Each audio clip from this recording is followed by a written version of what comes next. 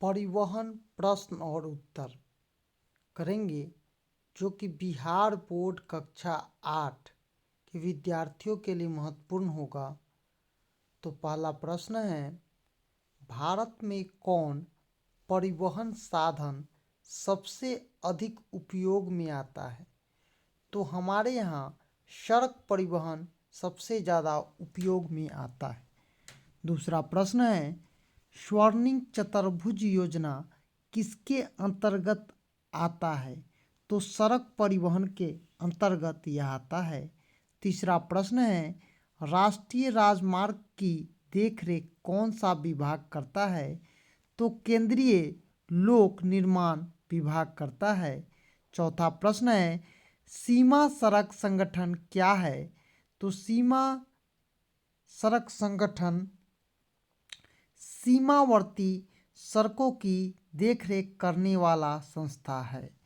और पांचवा है, इंडियन एयरलाइंस को कब किस नाम से जाना जाता है?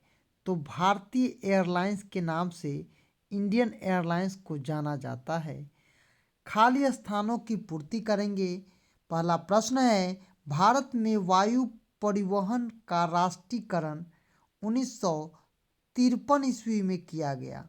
दूसरा है, मारगांव पत्तन गोवा राज्य में है।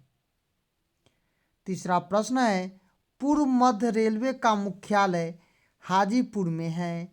चौथा प्रश्न है, सबसे लंबा राष्ट्रीय राजमार्ग तो संख्या 7 2369 किलोमीटर है। और पांचवा है, चेन्नई एक प्राचीन कृत्रिम पत्तन है। छठा है, सदिया से धुबरी जल परिवहन मार्ग ब्रह्मपुत्र नदी में है। अब हम प्रश्न और उत्तर करेंगे। पहला प्रश्न है, स्वर्णिम चतुर्भुज राजमार्ग क्या है?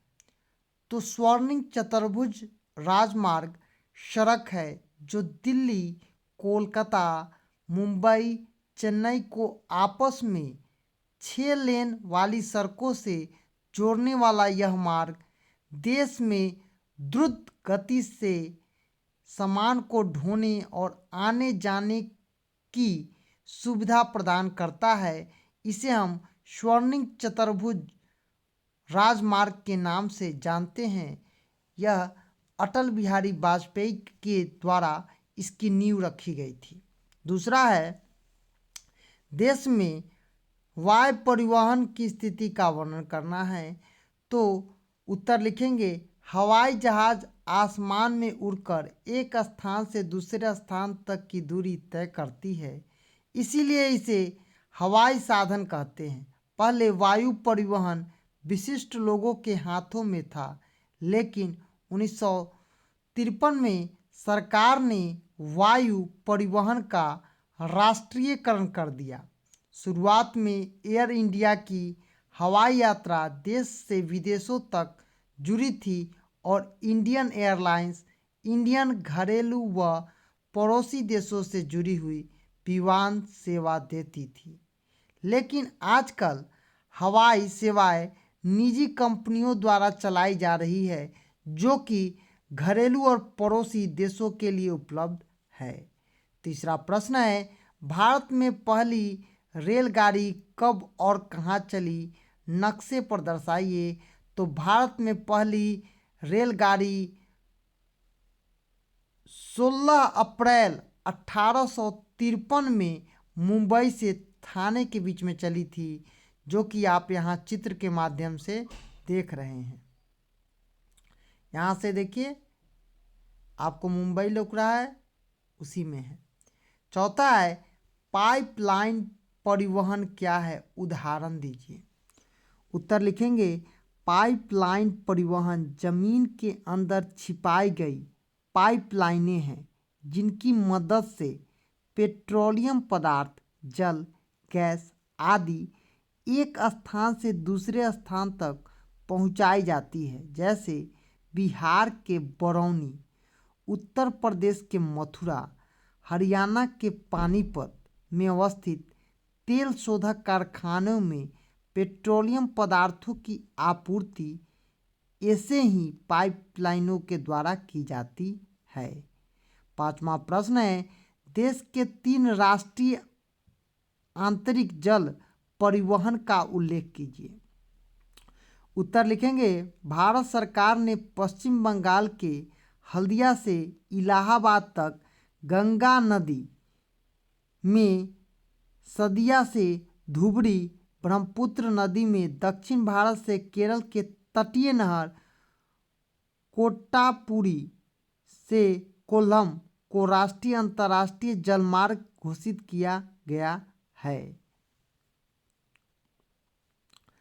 आगे प्रश्न है, परिवहन व यातायात के साधन राष्ट्रीय अर्थव्यवस्था की रीढ़ माने जाते हैं, क्यों, स्पष्ट करें।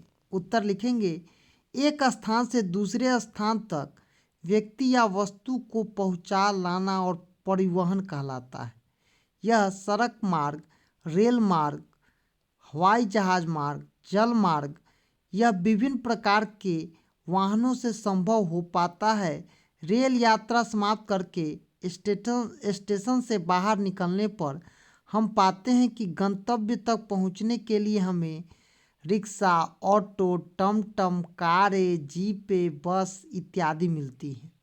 ये सभी वाहन हमें या एक स्थान से दूसरे स्थान तक जाने में मदद पहुंचाती हैं। ये सभी भूमि पर चलती हैं, इसीलिए स्थलीय परिवहन के साधन हैं।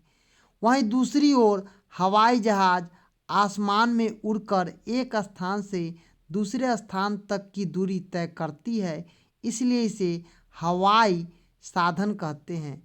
नावें, स्टीमर, जहाजें पानी में चलकर गंतव्य तक पहुंचती हैं, इसीलिए इन्हें जल परिवहन के साधन कहते हैं। बिना इन साधनों के आवागमन संभव नहीं है, इसलिए परिवहन व यातायात के साधन राष्ट्रीय अर्थव्यवस्था की रीढ़ मानी जाती है। दूसरा है, देश में परिवहन के कौन कौन से साधन विकसित हैं, प्रत्येक का संक्षिप्त वर्णन करें। तो यहाँ पर हम 2 का ही वर्णन करेंगे। पहला है सड़क परिवहन, रेल परिवहन, पाइपलाइन और वायु परिवहन, जल परिवहन। तो हम सड़क और रेल परिवहन का अध्ययन करेंगे। सड़क परिवहन का मुख्य साधन है। हम स्कूल आने, प्रखंड जाने, जिला मुख्यालय जाने में सड़क का उपयोग करते हैं। अपने देश की सड़कों को उसकी उपयोगिता और क्षमता के आधार पर विभिन्न प्रकार के श्रेणियों में बांटा जाता है और हम देखते भी हैं। दूसरा है रेल परिवहन। रेल परिवहन यात्रियों व माल ढुलाई का प्रमुख साधन है। यह देश का सबसे सार्वजनिक क्षेत्र प्रतिष्ठा है, जिसमें 16 लाख कर्मचारी काम करते हैं। देश में रेलवे का प्रशासनिक सुविधा के लिए 16 मंडलों में बांटा गया है, जिस पर रेलवे बोर्ड नियंत्रण करता है।